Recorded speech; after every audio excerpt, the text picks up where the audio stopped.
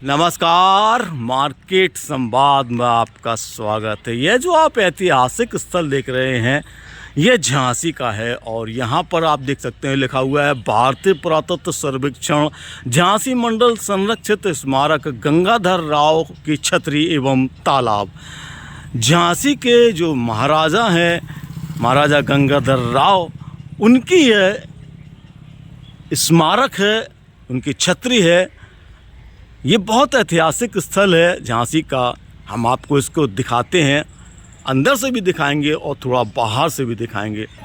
ये आप देखिएगा तो इस जो छतरी है महाराजा की, उसकी जो बनावट की गई है वो बहुत ऐतिहासिक और कलात्मक तरीके से की गई है।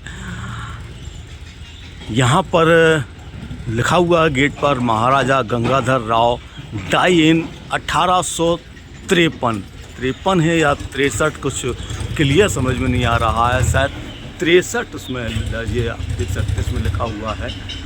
और ये है उनके अंदर जाने का रास्ता।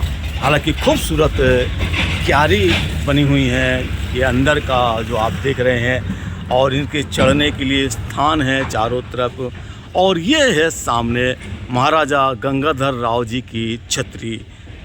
यहाँ पर सारे कार्यक्रम होते हैं, यहाँ पर लिखा हुआ है, वो भी हम आपको दिखाएंगे। लेकिन चारों तरफ से इसकी जो बनावट देखिएगा, उसके अंदर जाने के लिए जीने हैं, ऊपर जाने के लिए जीने हैं। बहुत खूबसूरत यहाँ का जो स्ट्रक्चर है वो बनाया गया है।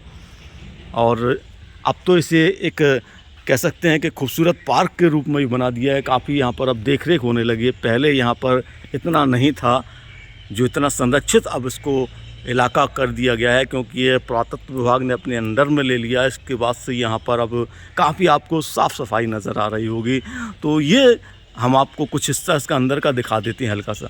ये देखिएगा आप, यहाँ पर इसको ऊपर जो इसकी ऊपरी मंजिल पर जाने के लिए जीने बनाए गए हैं, ताकि आप यहाँ से जीने से ऊपर पहुँच सकें। हम आपको एक मिनट इसके चढ़कर भी दिखाते हैं यहाँ से जीने का।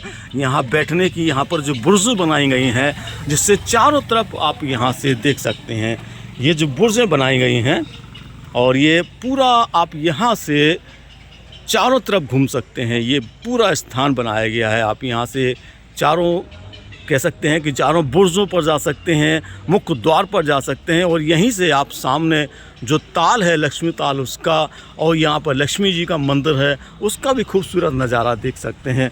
और ये पीछे के भी अंदर के हिस्से हैं, उनको भी देख सकते हैं। तो ये बहुत प्राचीन ऐतिहासिक स्थल है, जैसा कि हम आपको बता रहे हैं। यहाँ से आप देखेंगे तो पूरा आपको छतरी नज़र आएगी, पार्क नज़र आएगा, और चारों तरफ से आने के लिए एक पाथवे टाइप का बनाया गया। सोचिएगा कि किस प्रकार से उस समय के जो आर्किटेक्ट हुआ करते थे, बनाने वाले, वो कितना दिमाग से इन चीज़ों को बनाते थे कि इतना बड़ा मैदान बनाया, ऊपर चारों तरफ से राउंड करने की व्यवस्था दी, नीचे जाने के लिए भी स्थान बनाए गए, पीछे इसके जो तालाब बना हुआ उस पे जाने का भी गेट दिया गया। ये मतलब एक कलात्मकता बनाने का उस समय कितना अच्छा दिमाग हुआ करता था कारीगरों के अंदर। और इनकी जो कलाकारी है वो देखने लायक होती है। इन गुंबदों को देखिएगा, इनकी डिज़ाइन की जो कहते हैं ना, जैसे कमल के आकार का ये डिज़ाइन दिया गया, जैसे कमल के पत्ते चारों तरफ से आपको दिखाई दे रहे हैं। ऊपर इनकी डिज़ाइन है। कई सौ साल पहले ये डिज़ाइन बनाने की जो बारीकी है वो बताती है कि हमारे जो भारतीय लोग हैं वह बहुत अनूठे हैं, कलाकारी में उनका कोई तोड़ नहीं है। चलिए आपको इसका हम एक राउंड करके दिखाते हैं, जहां आप देखेंगे कि इनकी जो कलाकारी करने की कला है वह कितनी खूबसूरत रही है। चारों तरफ घूमने के लिए दी गई, ये देखिएगा आप यहाँ से चलेंगे तो दूसरी गुंबद तक आने के लिए आपको पूरा एक पाथवे दिया गया है। जो आजकल हम लोग पाथवे बनाते हैं वो पहले ये बना दिया है। तो फिर यहाँ पर आप आ जाएंगे तो यहाँ से बैठकर चारों तरफ का नज़ारा देखने के लिए ये कितने डिज़ाइनेबल तरीके से बनाए गए हैं। आप यहाँ से बैठ के पूरा नज़ारा लीजिएगा। जैसे कहते हैं ना, राजाओं की जो इच्छाएं होती थी उनको कारीगर इतनी बारीकी से समझते थे कि उनको जानते थे कि यहाँ से बैठकर पूरा लुक लिया जा सकता है। क्योंकि जिस समय ये बनाई गई है उसको पूरा एक कल्पना के साथ में साकार किया गया होगा जब बनाने के समय। तो इसी के साथ में अब इस गुम्बद के बाद आप इस गेट को देखिएगा। यहाँ पर जो गेट बनाया गया, एक बीच में और बनाया गया था, वो भी गेट और ये भी गेट, कलात्मक गेट। और इसी गेट के ठीक सामने ये नज़र आती है छतरी, गंगाधर राव जी की यह छतरी है, जिसे आप देख रहे होंगे पूरी खूबसूरती से पत्थर से पूरा बनाया गया है। और इसी के साथ थोड़ा और आगे आप बढ़ते जाइएगा तो ये तीसरी आपको यहाँ पर छतरी आ जाती है। यहाँ से भी वही लुक दिखाई देगा आपको, बहुत खूबसूरत लुक दिखाई देगा। और पूरा आपको यहाँ से जो ताल है, कुंड एक और यहाँ पर बना हुआ है, इसके ठीक पीछे यहाँ पर जो कुंड है, ये जो छतरी देख रहे हैं, छतरी के ठीक पीछे बड़ा कुंड है।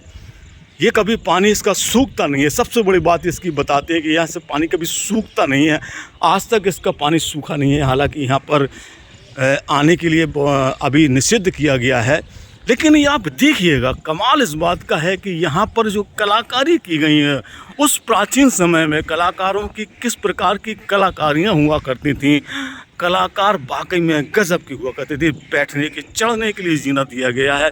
और यहाँ से फिर आप इसको गुफा के साथ में ये राउंड लेकर जाइएगा, फिर आपको नीचे एक जीना आएगा, जिसके साथ में आप यहाँ से उतरेंगे और उतरते हुए इस कुंड का खूबसूरत नज़ारा देखिए। और सामने ताल जो ऐतिहासिक है, जिसे रानी लक्ष्मीबाई के नाम पर लक्ष्मीबाई ताल के रूप में जाना जाता है, वो ताल है। और सामने ही है लक्ष्मी जी का मंदिर है। और ये चौथा बुर्ज आ जाता है यहाँ से।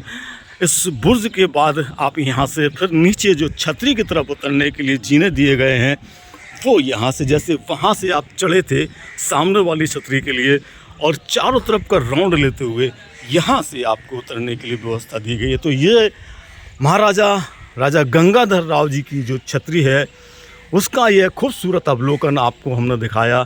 प्राचीन है, कलात्मक है और बहुत खूबसूरत है छतरी, और उसके बगल में है कुंड। तो ये देखिएगा, यहाँ से उतरने के लिए जीने दिए गए हैं। तो ये देखिए आपने राजा गंगाधर राव जी की छतरी, और इसके बगल में जो कुंड बना हुआ है, उसको लेकर भी हम आपको जानकारी देते हैं।